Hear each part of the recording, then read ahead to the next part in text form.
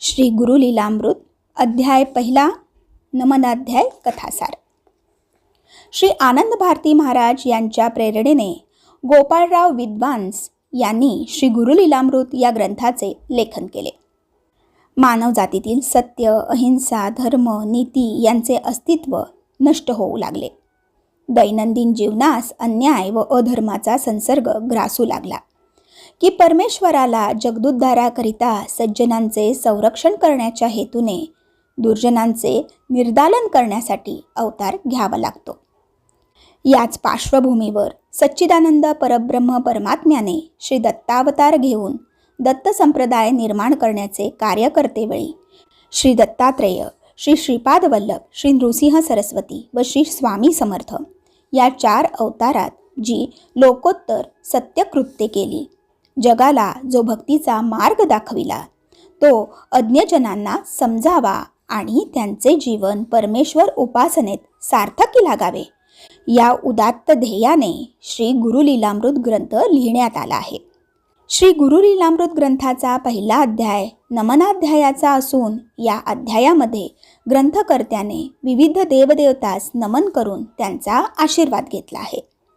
श्री गणेश, श्री सच्चिदानंद, श्री दत्त, सद्गुरू तसेच माता पिता यांना आदरभावाने वंदन करून ग्रंथकर्त्याने ग्रंथलेखनास प्रारंभ केला। ग्रंथारंभी सकल सिद्धींचा नायक गणपती, विघ्नहर्ता, मंगलकर्ता गजाननास वंदन केले। त्यानंतर ग्रंथकर्त्याने विश्वमाता, आदिशक्ती, पार्वती देवी हीच वंदन केले आहे। निराकार निर्गुण अशा साक्षात परब्रह्म श्री सच्चिदानंदालाही ग्रंथकर्त्याने वंदन केले आहे।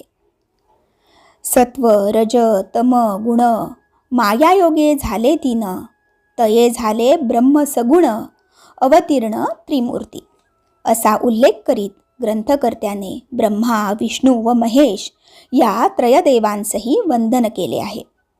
त्यानंतर त्याने महर्षी अत्री पत्नी महासाध्वी अनुसयेच्या उदरी दिनोद्धारासाठी ज्या त्रिमूर्तींनी एकरूप होऊन अवतार घेतला, त्या दत्तगुरूंना भक्तिभावपूर्वक वंदन केले आहे।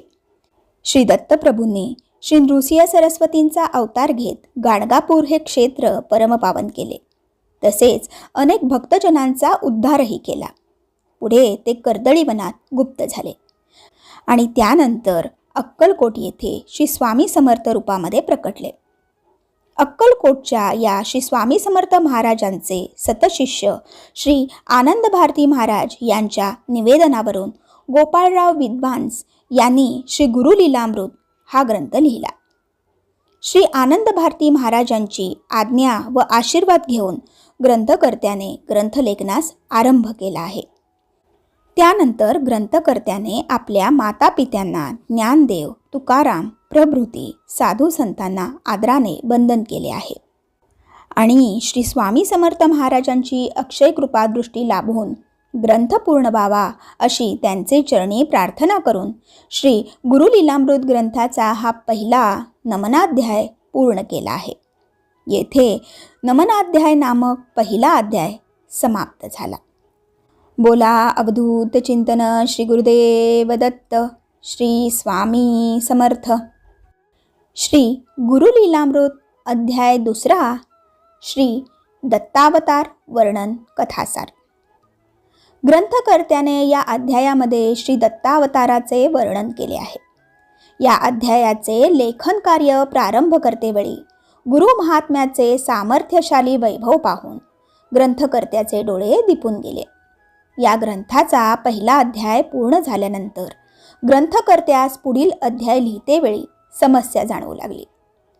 प्रज्ञेचा अंमल वाटतो की काय अशी साधार भीती वाटू लागली।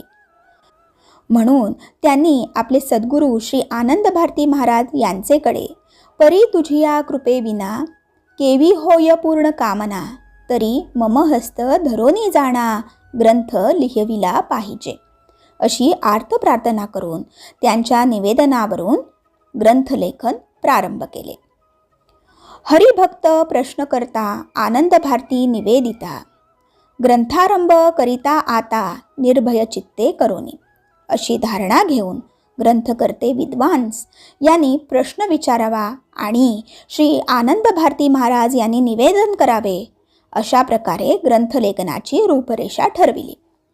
ही चराचर सृष्टी अस्तित्वात नव्हती. चंद्र, सूर्य नव्हते. पृथ्वी, आप, तेज, वायू आणि आकाश आदी पंचमहाभूतेही नव्हती. त्यावेळी रूप, रस, गंधरहित, निर्विकार, निर्गुण, निराकार असे शुद्ध सच्चिदानंद सत्व अस्तित्वात होते. अशा त्या शून्य ठिकाणी अहम असा ध्वनी उठला आणि आदिमाया प्रकट झाली. तिनेच हे निर्विकार परब्रह्म सगुण बनविले आणि त्यातून श्री महाविष्णू प्रकटले. सत्वगुणाने विष्णू रूप घेतले, रजोगुणाने ब्रह्मरूप घेतले आणि तमोगुणाने शिव प्रकटले. ब्रह्मदेवाने 36,000 वर्षे महाघोर तप केले, सृष्टी रचनेचे ज्ञान मिळविले आणि पंचतत्वांपासून पंचमहाभूते निर्माण केली. त्याच पंचतत्वांपासून ब्रह्मदेवाने सर्व जीव जीवाणू निर्माण केले. प्रजोत्पन्नासाठी सनकादी पुत्रांना जन्म दिला. मात्र ते सर्व परमेश्वर चिंतनातच रंगले. तेव्हा ब्रह्मदेवाने मरीचादी ऋषींना जन्म दिला आणि त्यातून पुढे प्रजा वाढू लागली. मात्र त्याच वेळी दुसऱ्या बाजूने पाप व अधर्मही वाढू लागला. त्यामुळे धर्मरक्षणार्थ परमेश्वराला पुन्हा अवतार घेणे भाग पडले. अनुसूयेशी सती विरळा आढळे अवनीवरती, धन्य धन्य तो काल निश्चिती, ऐशी रत्ने जय होती. अत्री मुनींची पत्नी सती अनुसूया हिची कीर्ती स्वर्गांपर्यंत पोहोचली. सावित्री, लक्ष्मी व पार्वतीस अनुसूयेच्या पतिव्रत्याचा मत्सर वाटला.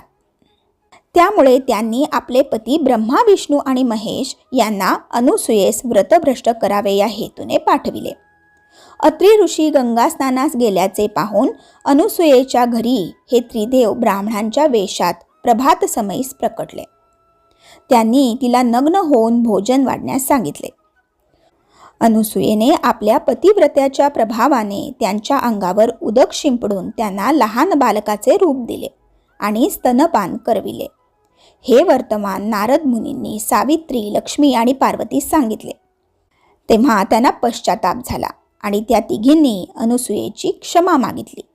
तेव्हा अत्री मुनींनी आपल्या तपोबलाने बालरूपातील ब्रह्मा, विष्णू, महेश यांना पूर्वस्वरूप प्राप्त करून दिले. त्यानंतर ही त्रिमूर्ती दत्तरूप घेऊन अनुसूयेच्या घरी अवतरली.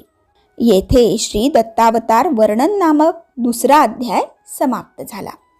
बोला अवधूत चिंतन श्री गुरुदेव दत्त. श्री स्वामी समर्थ.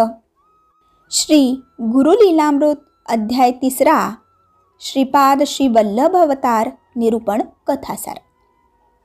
श्री गुरुलीलामृत ग्रंथाच्या 3ऱ्या अध्यायात श्रीपाद श्री वल्लभ अवताराचे निरूपण आले आहे. श्री दत्तगुरूंनी अवतार घेतल्यानंतर दिनोद्धारासाठी ते भ्रमण करीत पूर्व दिशेस पिठापूर नगरीस आले. तेथे अप्पळराजा नामक ब्राह्मण त्याच्या पतिव्रता सुमती नामक स्त्रीसह राहत असे. श्री दत्ताची उपासना व अतिथींची पूजा अर्चा यात दोघांचाही वेळ जात असे. एका अमावासेस त्यांच्या घरी श्राद्ध असता श्री दत्तात्रेय अतिथी वेशात येऊन त्यांच्याकडे भिक्षा मागू लागले. ब्राह्मण भोजने व्हायची होती, तरीही सुमतीने त्यांना जेवू घातले.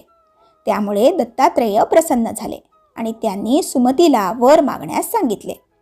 ममोदरी जन्म वाहिले, घेई प्रबोदयाळा म्हणून सुमतीने वर मागितला. त्यावर तुझ्या उदरी दीनोद्धारक सुपुत्र जन्माला येईल असा वर देऊन दत्तात्रेय अंतर्धान पावले. पुढे श्री दत्तप्रभूंनी सुमतीच्या उदरी श्रीपाद या नावाने जन्म घेत अवतार धारण केला. श्रीपाद 7 वर्षांचे झाल्यावर त्यांचे मौंजी बंधन झाले. त्यावेळी 4 वेद, 18 पुराणे, न्याय, व्याकरण, तर्क वगैरे शास्त्रे त्यांची मुखोद्गत झाली. विद्वजन त्यांना अवतारी पुरुष समजू लागले. श्रीपाद 16 वर्षांचे झाल्यावर आपणासही ब्रह्मचर्य व्रताचे पालन करावयाचे असून उत्तरेकडे जावयाचे आहे असे सांगून त्यांनी आपल्या आंधळ्या बंधूस दृष्टी दिली, पांगळ्यास पाय दिले, तसेच त्यांना सर्व शास्त्रात महाज्ञानी पंडित बनविले व तेथून श्रीपाद उत्तरेकडे काशी बद्रीवन करून गोकर्ण क्षेत्राकडे गेले. येथे श्रीपाद श्रीवल्लभ अवतार निरूपण नामक 3रा अध्याय समाप्त झाला.